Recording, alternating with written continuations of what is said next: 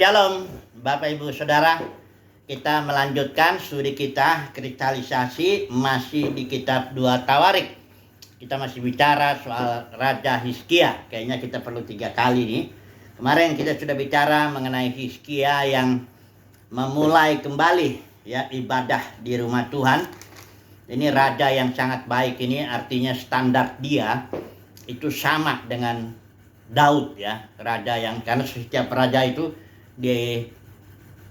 dibandingkan dengan Daud ya, setiap dinasti Daud ini dibandingkan. Dan ini Hizkia yang satu raja yang dikomentari, dikatakan dia melakukan apa yang benar di mata Tuhan, tepat seperti yang dilakukan oleh Daud. Yosia juga begitu, Yosafat juga begitu, ada 3, tapi ada bedanya juga ya. Kalau Yosia itu kalimatnya tidak seperti ini. Jadi Hizkia ini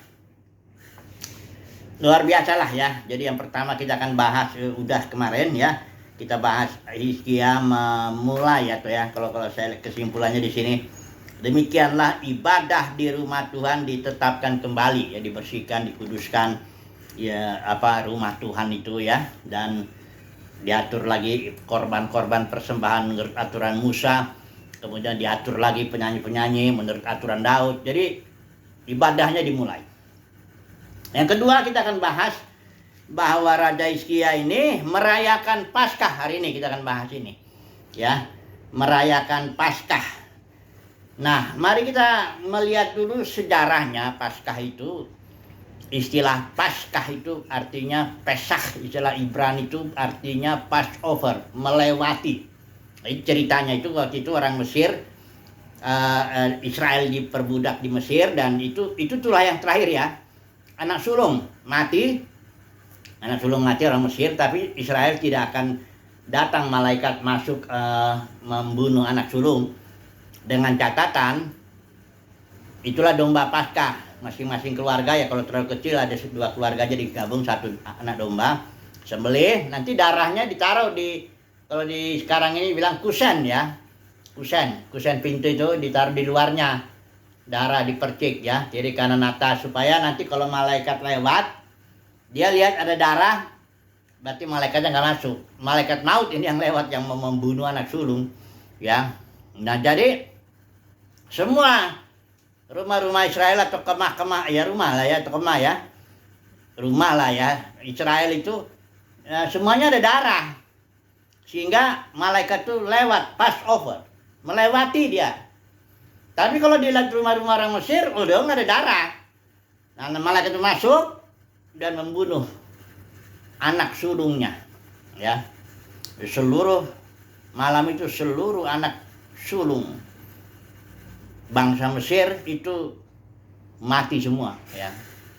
Itulah diperingatilah setiap bulan pertama tanggal 14 kalau nggak salah itu tanggalnya ya, tanggal 14 bulan pertama harusnya. Kalau di sini Hizkia merayakannya di bulan kedua, karena dia nggak cukup waktu untuk menguduskan orang-orang, karena Hizkia tuh mau panggil juga orang-orang dari suku-suku lain, Efraim, Manasye, karena pada waktu itu ya kerajaan Israel sudah runtuh ya. Kerajaan Israel itu runtuh, coba dulu kita lihat ya, 2 Raja-Raja 18 ya. 2 Raja-Raja 18 di sini kerajaan Israel yang utara itu 10 suku itu sudah runtuh nih. Direbutlah itu sudah lewat 3 tahun. Dalam tahun ke-6 zaman Raja Hizkia, itulah tahun ke-9 zaman Hosea Raja Israel, direbutlah Samaria. Jadi setelah Hizkia memerintah 6 tahun sudah direbut ya, Samaria sudah runtuh. Nah, di sini Hizkia jadi membuat merayakan Paskah juga untuk mengundang suku-suku lain yang 10 suku itu, seberapa bisa dengan suruh cepat ini. Karena tujuannya di sini diperhatikan juga di ayat yang ke-6. Ayo orang Israel kembalilah kepada Tuhan ya, Elohim Abraham, Ishak dan Israel, supaya kamu terluput ya. Dibilang ini ada yang terluput dari tangan raja-raja Asyur. Tangan ini di sini sudah direbut ya, tapi masih ada yang terluput lah, yang 10 suku itu. Nah, itulah yang diundang oleh Hizkia untuk merayakan Paskah ya. Jadi pendeknya, walaupun bahkan ketahiran ya. Itu di sini dikatakan ayat 18, sebab sebagian besar dari rakyat terutama dari Efraim, Manasye, Isakar, Zebulon tidak mentahirkan diri namun mereka memakan Paskah walaupun tidak sesuai dengan apa yang ada tertulis ya. Tapi Hizkia berdoa untuk mereka, katanya Tuhan yang baik kiranya mengadakan pendamaian bagi semua orang. Dan Tuhan, ayat 20, Tuhan mendengar Hizkia dan membiarkan bangsa itu selamat. Karena sebenarnya nggak boleh ya, orang memakan Paskah juga ada syaratnya kan. Pendeknya ceritanya selesailah ya.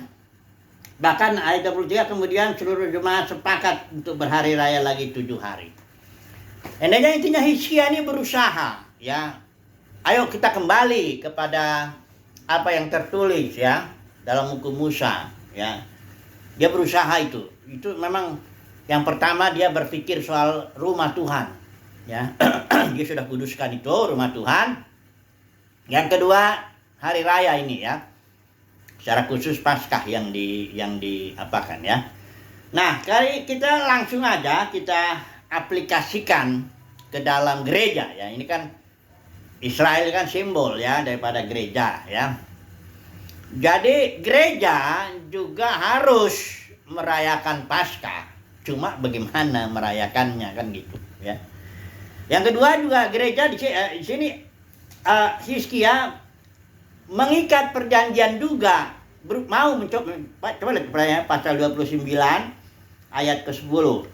Sekarang aku bermaksud mengikat perjanjian dengan Tuhan supaya murkanya yang bernyala-nyala itu undur daripada kita. Bukan maksudnya bikin perjanjian yang lain, enggak gitu. Perjanjiannya yang penting kita mau jadi umat Tuhan lah, kita mau mentaati Taurat yang tertulis. Kita ikat perjanjian supaya murka Tuhan itu jangan, karena murka Tuhan itu sudah luar biasa ini terhadap Yehuda juga ya, karena sementara 10 suku sudah dibuang itu tahun 722 sebelum Masehi. Ini kan Masehi itu Yesus lahir kurang lebih itu 3 Masehi itu. 722 tahun sebelumnya itu Israel yang 10 suku sudah dibuang. Nanti di sini kerajaan Yehuda dinasti Daud dibuang juga ya. Tahun 586, ratusan tahun setelah itu. Jadi emang murka Tuhan sudah parah lah, udah nggak mungkin lagi, pada akhirnya nggak mungkin pemulihan. Tapi Hizkia masih menahan lah. Ya, orang-orang benar itu kan kayak garam itu menahan, mengawetkan sedikit lah supaya pembusukan itu jangan terlalu cepat begitu. Tapi ya pembusukan juga akhirnya. Karena ada penyakit-penyakit yang nggak dibereskan di situ. Jadi mari kita terapkan dulu ya. Jadi gereja ya harus merayakan Paskah, dan gereja itu juga hadir karena ada perjanjian. Nah, itu yang namanya perjanjian baru yang jarang di dalam yang kekristenan ini jarang disebut ya. Jarang diingat ya. Nah, sekarang kita lihat dulu lah ya. Semuanya ini dilakukan oleh Yesus ini yang menggenapi Paskah. Kalau Paskah penggenapannya karena anak domba Paskah itu kan Yesus itu ya. Juga perjanjian Yesus yang buat. Ya, nanti kita baca dulu ya. Kita kembali, kita baca dulu apa yang diperbuat oleh Yesus, baru nanti kita lihat bagaimana dunia kekristenan ini. Dia merayakan enggak ini? Dia ingat enggak ini apa yang dibuat Yesus ya? Di malam terakhir itu dibuat ya. Coba dulu kita baca dulu ya. Perayaan Paskah atau penggenapan Paskah ya. Kita baca dulu deh ya. Matius 26 ayat yang ke-26 dulu kita. Judulnya ini perikop ini dibilang penetapan perjamuan malam. Ini yang terakhir ya sebelum Yesus disalib. 26 ayat 26. Dan ketika mereka sedang makan, ini bukan makan malam biasa. Karena di sini makan malam Paskah. Yesus itu di malam terakhir dia merayakan Paskah. Karena Yesus datang bukan untuk melanggar Taurat, tapi menggenapinya. Dengan cara ya dia sebagai orang Yahudi bersama dengan murid-muridnya dia harus merayakan itu Paskah. 11 orang ya di situ ya. Yudas sudah nggak ada. Setelah dia makan, sedang makan Paskah itu, sedang merayakan Paskah Yahudi itu, Passover itu. Tiba-tiba di sini ayat 26 bilang Yesus mengambil roti, mengucap berkat, memecah-mecahkannya, lalu memberikannya kepada murid-muridnya dan berkata, ambillah, makanlah, inilah tubuhku. Jadi ketika jadi simbol itu kan, jadi domba itu kan simbol aja. Anak domba Paskah itu simbol. Yang realitanya domba Paskah kita itu ya Yesus. Tubuhnya itulah, makanya yang tubuhnya Yesus disimbolkan ya dengan roti dipecah-pecah, inilah tubuhku yang dipecah-pecah, artinya dia kan dibantai di kayu salib itu ya, seperti itulah ya. Kemudian sesudah ia mengambil cawan, ayat 7, mengucap syukur lalu memberikannya kepada mereka, berkata. Yang kedua ya, dia mengambil cawan setelah roti, cawan ya. Disuruhnya dikatakan, minumlah kamu semua dari cawan ini, ayat 28, sebab inilah darahku.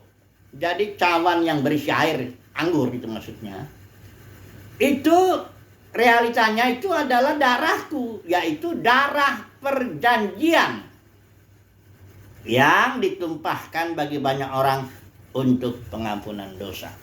Nah, jadi Yesus 2 kali dia sebenarnya merayakan perayaan di malam terakhir itu. Yang pertama Paskah Yahudi, Yesus rayakan, dia potong domba Paskah, makanya Petrus suruh siapkan dulu itu semuanya. Dirayakanlah sesuai dengan aturan ya. Kemudian di tengah-tengah perayaan Paskah Yahudi, tiba-tiba Yesus ambil roti, pecah-pecah, bagikan, inilah tubuhku. Kemudian darah, anggur, ya, minum, inilah darahku, darah perjanjian. Dengan kata lain, Yesus berkata, aku genapi, ya, aku tidak melanggar Taurat, aku genapi Paskah itu. Kemudian aku taati, kemudian aku genapi, karena akulah sesungguhnya anak domba Paskah itu. Nah, kalau murid-muridnya mau disuruh kan, lakukanlah ini menjadi peringatan akan aku, dalam surat Korintus bilang di malam terakhir itu.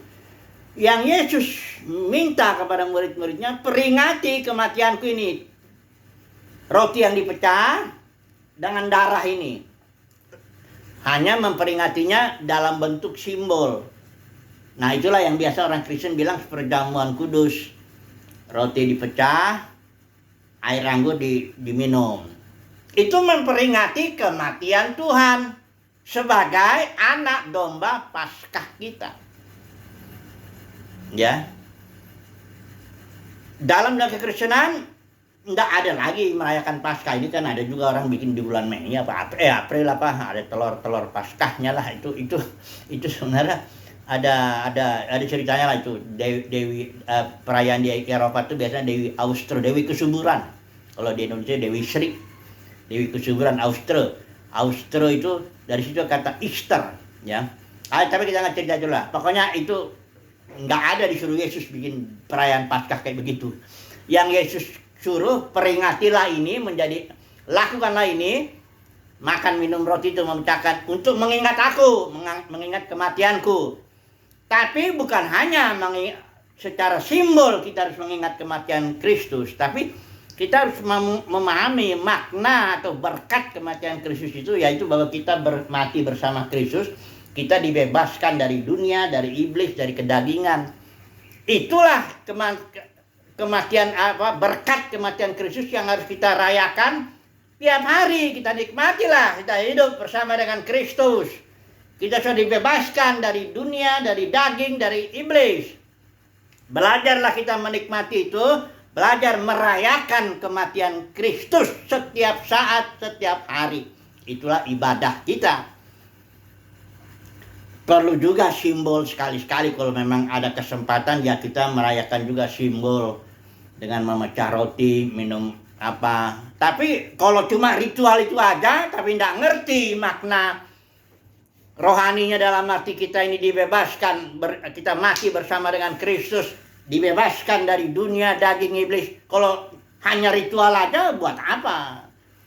Kita ibadahnya ibadah dalam roh dan kebenaran, dalam realita. Jadi realitanya yang penting.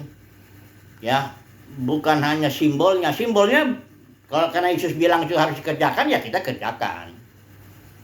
Kalau murid-murid gereja mula-mula itu malah tiap hari dia memecah roti, ya. Nggak ada aturannya harus berapa daya. Yang penting justru makna kematian Kristus ya, bahwa kita mati bersama Kristus, dibebaskan dari daging dunia iblis, dan kita menjalani hidup dalam Kristus hari lepas hari, mengikuti pimpinan Kristus dalam batin. Itu yang penting, yang harus dirayakan. Nah, jadi dunia kekristenan sekarang sudah akan merosot, memang merosot. Yang dirayakan itu Paskah orang Yahudi yang katanya di bulan April apa. Itu karena di Eropa itu kan, karena di sana udah bercampur lah penyembahan berhala dengan setelah Katolik ini berkuasa kan campur-campur lah ya. Jadi bikin telur apa di semua di situ, itu sebenarnya kesuburan simbol. Di sana musim semi ya. Musim gugur, dari musim gugur ke musim semi. Jadi kayaknya musim kesuburan ya, kayak gitulah ya. Dari gugur semi dia subur. Makanya telur-telur itu simbol kesuburan. Gak ada hubungannya dengan yang di Alkitab ya. Umat pilihan Tuhan gak pedulilah yang begitu-begitulah. Udah, yang penting Yesus suruh apa? Kalau Yesus suruh bilang, lakukan ini menjadi peringatan akan aku, khusus memperingati kematian, kita kerjakan. Di mana ada kesempatan kita kerjakan itu. Berikutnya, karena kita ibadah dalam realita, yaitu bahwa Kristus bersama kita sudah mati, kita sudah dibebaskan dari iblis daging dunia. Kita menjalanilah, kita peringatilah kematian, kemenangan ya, kemenangan salib kalau mungkin lebih enak itu. Kemenangan kematian Kristus itu kita rayakan hari lepas hari dengan hidup di dalam Kristus. Itu yang penting ya. Kemudian di sini Yesus bukan hanya dikatakan merayakan Paskah atau menggenapi Paskah. Dikatakan di sini ada ayat 28, inilah darahku, darah perjanjian. Berarti di sini Yesus di malam terakhir itu dia juga membangun atau mengadakan perjanjian dengan umat pilihan Tuhan. Inilah yang disebut perjanjian baru itu. Kalau perjanjian lama itu antara Yahweh dengan bangsa Israel diperantarai Musa. Kalau ini perjanjian baru yang dibuat oleh Yesus di malam terakhir itu adalah perjanjian antara El Elyon atau The Most High God, karena Yesus itu putra yang maha tinggi, di surat Lukas itu dibilang, Injil Lukas pasal 1. Jadi antara El Elyon, The Most High God, dengan umat pilihan Tuhan yang diperantarai oleh Yesus. Ini sama dahsyatnya perjanjian ini. Perjanjian lama disebut, ini perjanjian baru. Nanti saya baca dulu perjanjian barunya supaya, karena dalam kekristenan kadang orang nggak ngerti lagi. Perjanjian baru itu apa isinya? Apa ya? Nggak tahu. Orang jarang dibacakan, jarang dikhotbahkan, apalagi dipraktekkan. Ya, karena ibadah dalam dunia kekristenan sudah menjadi lahiriah, campuran. Ya, kalau Yesus bilang ibadah itu dalam kebenaran, ya ini kayak perempuan Samaria nih, di gunung ini, gedung itu, denominasi itu, aliran ini, dan itu. Organisasi ini, ritual itu bayar 40-an, begini, bagaimana, begitu, macam-macam, kredo lagi. Itu sudah bukan ibadah itu sebenarnya, itu nggak tahu apa itu. Kalau Israel ini ibadah, jelas diatur Tuhan ini, menurut hukum Musa. Ya, kalau ini dunia kekristenan dibilang ngikutin hukum Musa juga enggak. Kalau mau merayakan Paskah jauh di dunia kekristenan, ya potong domba dong. Ya. Kalau ini enggak, katanya dombanya udah digenapi. Ya Allah, tapi kalau gitu enggak karu-karuan dong. Ya, ngikutin hukum Musa atau ngikutin hukum Kristus ini. Itu makanya dunia Kristen disebut Babel, karena campuran, enggak jelas. Dalam Wahyu pasal 17 perempuan itu disebut pelacur, jadi enggak jelas, campur semua, benih apapun masuk. Ya dari perjanjian lama, campur di situ. Menjadi kacau balau, itulah dia. Ya, kalau kami umat pilihan Tuhan udah merayakan karena semua sudah digenapi, itu finish. Kita merayakan apa yang Tuhan Yesus suruh. Dia mengikat perjanjian dengan kita kan? Ya itu perjanjian baru. Itu sudah ada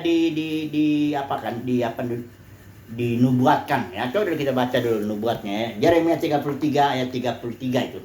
31 ya. Tuh saya ditandain enggak di sini. Oh, di sini ada. Yeremia 31 ayat 31 di sini dikatakan sesungguhnya akan datang waktunya, demikianlah firman Tuhan, aku akan mengadakan perjanjian baru dengan kaum Israel dan kaum Yehuda. Jadi perjanjian baru itu terutama memang untuk Israel dulu, karena Israel itu yang dilayani oleh Petrus dengan timnya kepada Israel. Dan Israel menolak 3 kali itu Petrus dan timnya berkhotbah kepada Sanhedrin. Terakhir itu Stefanus yang malah dihukum mati itu. Kemudian Paulus dan timnya membawa perjanjian baru ini kepada bangsa-bangsa lain. Siapa yang percaya, nah, terikatlah dia dengan perjanjian baru itu. Kemudian Rasul Yohanes nanti dia melayani karena perjanjian baru sudah dilanggar oleh dunia kekristenan. Dan Tuhan memanggil para pemenang, ya. Jadi inilah dia diingatkan isinya. Sifat dasarnya dulu kita baca dulu ya. Ini harus kita bandingkan di sini. Yeremia 31 ayat 31, ya. Ini dia ini di LT ya. Di sini soalnya ada yang bagus disebut suami ini di sini dibilang ya. Coba dulu. Kalau di ayat yang ke-32, saya bacain di sini yang versi LAI. Bukan seperti perjanjian yang aku adakan dengan nenek moyang mereka pada waktu aku memegang tangan mereka untuk membawa mereka keluar dari tanah Mesir. Perjanjianku itu telah mereka ingkari, maksudnya perjanjian lama, perjanjian Musa itu sudah diingkari. Meskipun aku menjadi di sini terjemahnya Tuhan yang berkuasa. Kalau dalam ILT, walaupun aku telah menjadi suami bagi mereka. Jadi ini lebih tepat karena istilah Ibrani Baal itu bisa rule over, Tuhan berkuasa, bisa juga to marry, menikah. Ini lebih tepat karena kalau orang Israel itu menyembah berhala itu dianggap perzinahan. Kalau di nabi-nabi itu banyak, di Yesaya juga ada tuh suami istri itu digambarkan. Hosea juga disuruh menikahi pelacur itu karena itu simbol aja. Jadi sifat perjanjian antara Israel, Yahweh dengan Israel itu seperti suami dengan istri. Itu sifat dasarnya perjanjian lama itu. Kalau perjanjian baru, ini seperti bapak dengan anak. Karena di sini the most high God El Elyon, di sini Yesus sebagai putra waris. Jadi makanya perjanjian lama, perjanjian baru bicara warisan itu. Ya, warisan orang Kristen itu roh. Kalau saudara bilang di Galatia itu roh yang tak terbatas. Karena waktu kita dipenuhi roh pencurahan Roh Kudus Pentakosta itu cuma panjar doang. Efesus bilang arabon, istilah Yunani itu panjar atau DP, down payment. Nanti di akhir hidup. Nanti di puncak kedatangan Tuhan itu, disitulah kita mendapatkan roh yang tidak terbatas. Kita diurapi sama seperti Yesus diurapi, itu roh turun atas Yesus, roh yang tak terbatas. Itu sebabnya Yesus bilang, kamu akan berbuat hal-hal yang lebih besar daripada yang aku perbuat. Karena apa? Karena roh Tuhan, aku pergi kepada Bapa dan roh itu turun. Di akhir zaman itulah roh yang tidak terbatas. Kepenuhan Kristus, ya. Disitulah Roma pasal 8 bilang kita akan tampil sebagai son of God yang sudah menerima waris, ya. Warisan kita apa? Otoritas. Karena Yesus sudah mati bangkit, dia bilang segala otoritas surga di bumi telah diberikan kepadaku. Karena di situ the most high God itu El Elyon itu artinya bicara Elohim dengan otoritas tertinggi. Elohim yang paling tinggi, kira-kira begitu. Ilah-ilah lain tidak ada lagi. Ya. Nah, warisan kita itu mendapat otoritas sebagai imam-imam raja-raja untuk melayani ciptaan, seluruh makhluk. Sudah baca tuh Roma 8 ayat 19 sampai 21. Itulah warisan kita. Itulah kalau nanti kita memegang perjanjian baru dengan baik, ya, menjalani penggenapan Paskah, bukan hanya Pak. Iya, nanti ada Pentakosta Pondok Daud, tapi kita ini dulu. Pegang dulu Paskah. Pentakosta sudah itu roh yang panjar penggenapan. Nanti di Pondok Daud itulah terjadi Roma pasal 8 ayat 19-21 itu. Kita akan tampil, dimanifestasikan, ditampilkan di bumi ini sebagai putra-putra Elohim dengan tubuh baru. Ini kalau istilah surat Roma itu kan justification, sanctification, glorification. Kita mengalami ini. Keselamatan tingkat 3 ini. Pemuliaan, artinya tubuh kita yang hina ini diganti dengan yang baru. Wah, itu luar biasa. Kita sama dengan tubuh kita, sama dengan tubuh Yesus. Kalau tembus tembok bisa, kalau mau makan bisa. Ya, luar biasa. Ya, di situ nanti. Kita saling kenal ya. Nama saya tetap Irnawan, nama saudara tetap sama, kita tetap ingat. Ingatan kita nggak hilang. Hanya ganti pakaian aja, ganti tubuh ini. Kalau surat Yakobus bilang mati itu cuma arti roh pisah dengan tubuh. Roh kita kan kesadaran kita itu roh kita. Ya, istilah Ibrani waktu Tuhan menghembuskan roh ke dalam tubuh itu, dalam tanah. Ini tubuh ini kan benda mati nih. Ini bukan saya, ini benda mati nih yang saya pakai sementara. Nefes, istilah Ibrani nefes itu bentuknya jamak. Begitu ditiup itu nefes itu ke dalam tubuh yang dibentuk Tuhan itu dari tanah. Nefes itu menjadi roh dan jiwa. Jadi manusia itu ada roh, jiwa, tubuh. Tapi sebenarnya manusia itu adalah nefes. Yang berasal dari apa yang dari roh adalah roh, nefes. Ya. Jadi kesadaran kita, ya, daya, kalau otak itu punya apa? Kemampuan. Ya. Kami konsentrasi, memori, imajinasi, analisis. Ini kemampuan otak kita masih tidak punya. Masih bisa berpikir, mengingat, oh dulu saya itu di dunia ini, oh ini saya kenal ini dulu di dunia ini. Oh ini sanu. Di situ nanti ada yang ngeri terjadi tuh. Saya bilang tuh, karena di situ nanti banyak yang katakanlah pendeta terkenal lah, pendeta besar yang ditolak di situ. Karena Matius 7 itu lihat itu. Bukan orang bisa bernubuat demi namamu, bukan orang bisa berbuat mujizat demi namamu. Ngusir setan demi namamu. Ini kan orang-orang terkenal yang bisa begitu, yang bisa bikin KKR itu. Jangan kaget kalau nanti di hari penghakiman di sana nggak tampil dia, malah nggak berpakaian dia, nggak dapat kemuliaan Tuhan karena nggak dijaga. Ini makanya sekarang umat pilihan Tuhan pasti dia Kristus dalam Christ in you, the hope of glory. Kemuliaannya nanti dinyatakan. Sekarang ini kemuliaan kita masih batinia.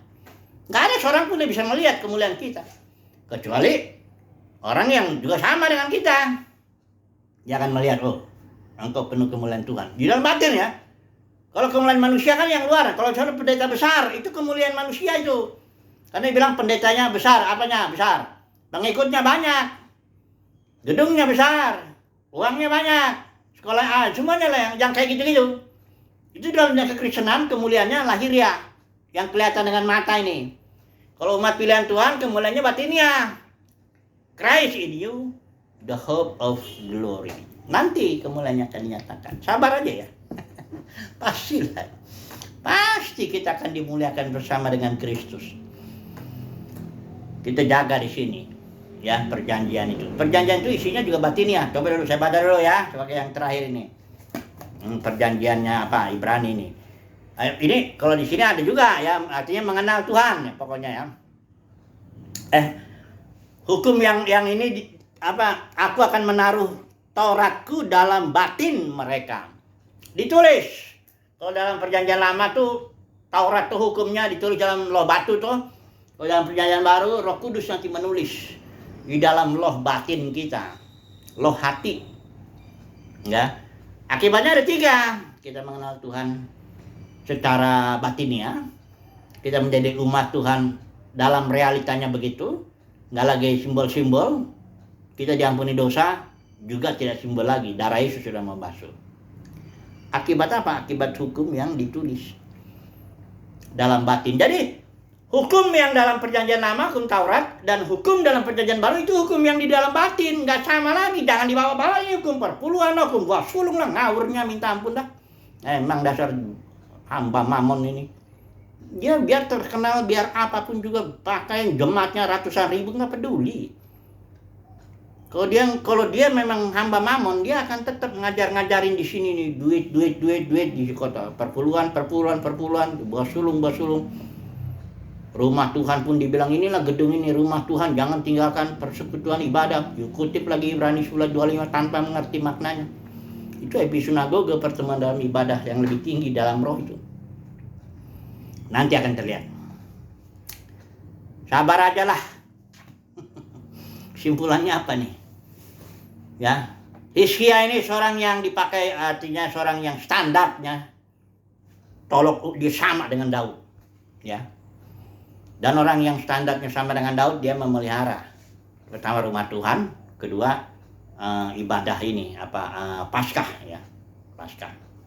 Dia memelihara itu. Kalau umat pilihan Tuhan, kita juga ikut standar di sini. Saya bilang tolok ukurnya Paulus, saya sudah bilang, karena Paulus sudah ditetapkan Tuhan menjadi contoh, teladan. Paulus bilang ikut aku karena aku ikut Kristus. Kedua, di dalam Timotius bilang, aku menjadi contoh bagi mereka yang percaya. Jadi kita harus ikutin standar Paulus itu. Dengan ikut Tuhan sungguh-sungguh lah, mengakhiri pertandingan dengan baik. Itulah ya kesimpulannya. Jadi umat pilihan Tuhan, mari kita merayakan Paskah dalam pengertian yang ini loh. Penggenapannya itu yaitu kematian Kristus yang kita maknai. Kita mati bersama, dibebaskan dari daging dunia iblis. Kita maknailah dengan cara menjalani hidup Kristus dalam batin itu. Ikut ibadah dalam roh. Bukan ritual tuh di gedung ini, gedung itu, kredo ini, kredo itu, perpuluhan ini, buah sulung bayar. Enggak begitu. Kita ibadah itu dalam roh dan kebenaran. Mengikuti pimpinan Kristus setiap hari. Entahkah kita sebagai bapak, sebagai ibu, sebagai anak, mahasiswa, apa semuanya. Kita jalani hidup kita. Mengikuti pimpinan Kristus. Itulah dia. Ya. Oke lah. Ya, haleluya. Amin.